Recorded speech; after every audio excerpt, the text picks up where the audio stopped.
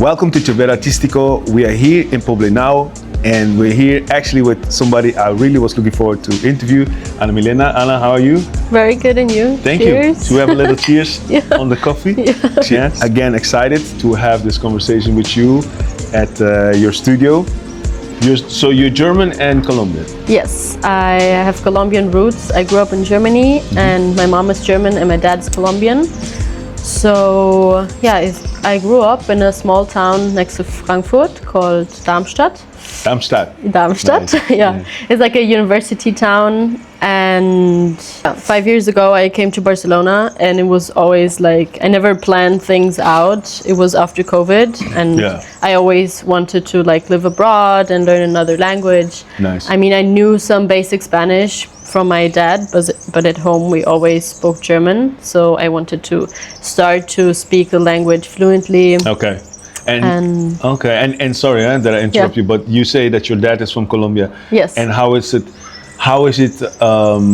growing up in Germany with a Colombian background? Like, did you went back a lot when you were little to Colombia? I traveled 3 times. The last time was when I was 11. So I don't remember much, but in my house it was always like my mom being this structured German woman with like the German family, German traditions. Yeah. And then on the other side, my dad was always like a little bit, yeah, let's just do things how we want to, like a little bit ignoring the rules. Yeah. And yeah, so I felt like it was always, I was torn between those two. Like cultures, right? Those two cultures, yeah. It But was did you grow up with arepas and stuff like that? Yeah, my dad Still? didn't cook a lot. He had like 3 meals that he cooked. Oh, sounds like me. In my household. So yeah, those 3 I know really good. But then I remember when we went back to Colombia, my grandma did like guayaba juice and Nice. yeah, like all these flavors. Yeah. But it was more German More centered than Colombian. Nice. Yeah. Like I always felt like in Germany I was not fully German, and then when I went to Colombian I was the German one. So I feel like something inside of me is like this Latin blood or something, or the way I dance was always like very expressive. Okay. Or I always laugh loud, like take up space. Yeah. And there's something that is like different, but also in a good way. Like now I can embrace it and be like, yeah, I have like different roots. Like, yeah, I can dance. I like to dance. Yeah. But of course, it was also something from the outside that they were like. And speaking of which, because we have this beautiful work of you here, Yes. A little backstory from my side, right? I went to this exhibition at the Centro Cívico Barcelona, and you had the exhibition going on. Yeah. This piece really surprised me because this literally had 2 sides of the story, right? And yeah, can you please explain me a bit about the story behind? Yeah, so this piece is called Heridas, if you would translate it to wounds. Yeah. And it was part of an exhibition I did where you came in Centro Cívico that Palmar did. And it was called Calladita no eres más bonita. And in this piece, I felt like it was like a new step. Like I felt with this work, I worked like 6 months on it because I knew that if I'm gonna finish it, like there's something else gonna come, like a new direction, because normally I paint like very vivid colors, like the people always tell me like that it transmits like a lot of emotions and like this happy quirly person that I am. But here I experienced like a different topic, as I said, wounds. And this piece has 2 sides. So I started with this side, and I don't like sketch out my works. It's like very intuitive, and I had this this paper, and I started to sew it, and I was like, it doesn't make sense, but it kind of felt right. And I explored with like acrylic ink. Yeah. And the first space was just the blue and the white.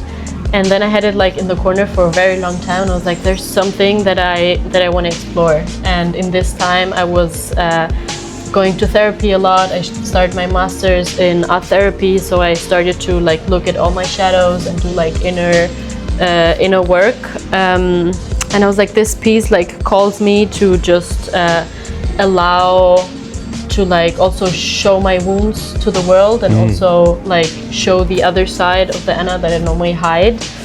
And I started to cut like with the knives those kind of like holes, scarves. Yeah, scars, holes. And my first impulse was like, okay, like I did therapy, I healed, like I'm gonna sew everything. But some like I wanted to, but like I couldn't. And then I was like, yeah, it's okay. Like it's also part of the process. Like some wounds that we have are basically like still open, or some that are already scarred. Okay.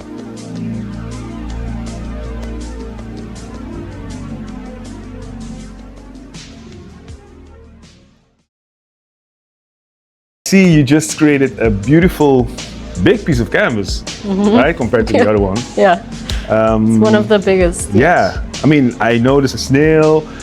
Can you explain a bit more about this work? Yeah, so this work is called Bicho Raro, which would translate to like weird creature, weird bug. Yeah.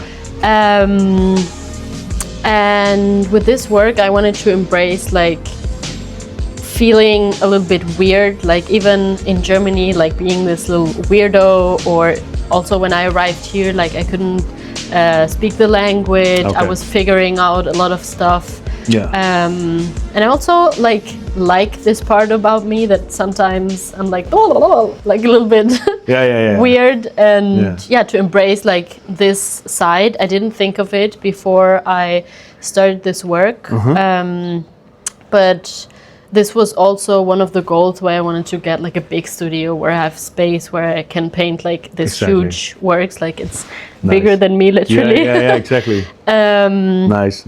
So and then like all these little creatures came out, and especially with this one, like I connected a lot with my hands, like all those were like smurs that I did with my hands. Nice.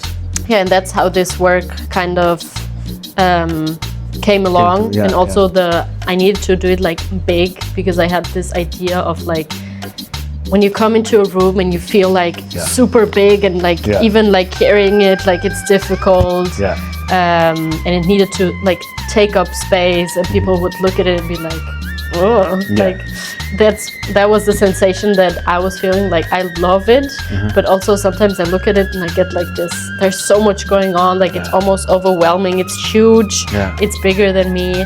Nice. I love how like I mean, of course, like with art, it's very subjective, right? Yeah. So in my case, what I see it, I do definitely notice a certain I recognize a brand in you, like for instance the kind of bright neon colors, you know, in the pink and the green, and also the how you play, kind of like I wouldn't say childish in the sense of like more child kind of shapes, you know, like owl, what I see here, a crocodile, you know, and also what I for instance see also is because based on your story, I feel like there's like a busy like traffic going on. You know? Oh, wow, yeah. I see big traffic going on, and like you're moving between countries, and then in the middle there is always like bugs and, you know, artists. So we're here in Centro Civic de Barceloneta. Yeah, we changed location. So finally. So you were part of a group exhibition. Can you tell me a bit about about your work actually? So this piece is called For Now. It's part of the group exhibition Exiles and Migration. And with this piece I explored a little bit this temporary state of also the migration process and me living in another country. I worked with a lot of water, so it was like all these emotions, like you can see here. I was like on top of the canvas and smearing it all around, because it's like a roller coaster. Because one day you feel like really good, and the other day you're really down, and like it's this whole sea of emotions that even after living here a while, like it still like sometimes feels overwhelming. Yeah. But it's also like this positive emotions, like there's so much joy and so much new people that you meet, like you make this connection. And yeah, I experimented with this silk paper. It's like the silk textile? Yes, silk. No, not textile. It's like this. It's called silk paper. Okay. Papel That's this, right? This one, yeah. Okay. And it's like the little bit texture-y part. And it's very fragile, Yeah. and it also shows like this connection. It's the same paper that I used in heridas when I sewed it. And the idea was not to put it on there. I was just playing around, and when it was wet, like you could really see how it was like emerging with the canvas. And that's a little bit how I felt here. Like I never knew that I was gonna stay in Barcelona and stay in Spain. Yeah. And it's like this kind of print that it made. They did a workshop here in Centro Cívico, and there were people who could choose one of the artworks. And I really connected to the woman who danced my work because Oh yeah, I saw that. yeah,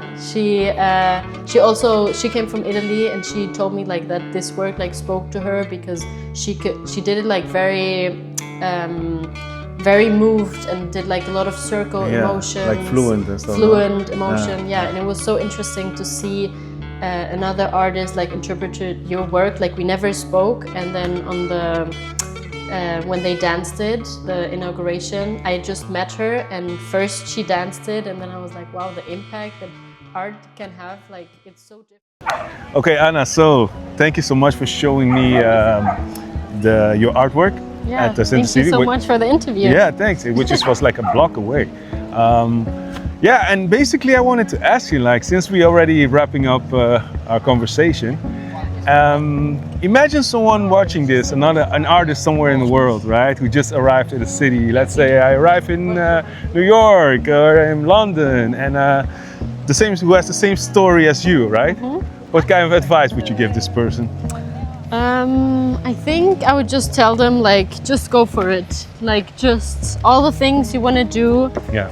Like, just do them anyways. Like, sometimes I'm afraid to do things, and sometimes I don't want to do things, but just like push through it. Yeah.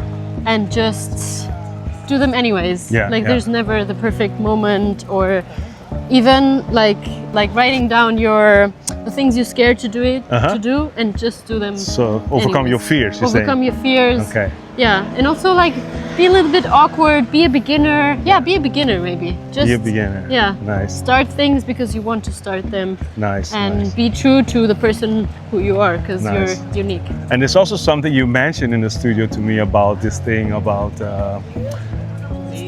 not always to take life way too serious. Remember? Yeah, just be a little bit silly. It's a little bit like the Bicho Raro. Like, just be this little weird guy. Like, let your inner child out to play. Yeah. Or when something difficult is coming up, ask yourself, like, how would I have handled this with 5 years or 10 years? Yeah. And allow yourself to enjoy life even if it's difficult, and be a little silly. That's nice. That's nice. Oh, that's so beautiful. And again, I want to thank you for basically for being part of this interview. You know, because I'm, like I mentioned, I'm really for me it's important about sharing all artists. I don't have any default rule, and an artist like you, for me, it's also important to include in interviews, because this is basically the artist, a artist, a person that does something that comes from the heart, and it's important to share this side of the story also. Yeah. So, thank you so much. Yeah. And we met so many times, and now we can finally do the interview. So thank you so much for your work as well. Thank you. And it's very inspiring. Yeah, thank you. So guys, thank you so much for following and the interview with Anna Milena, and see you at the next one. Take care. Thank Bye-bye. you. Sei sintonizzato su Cervello Artistico.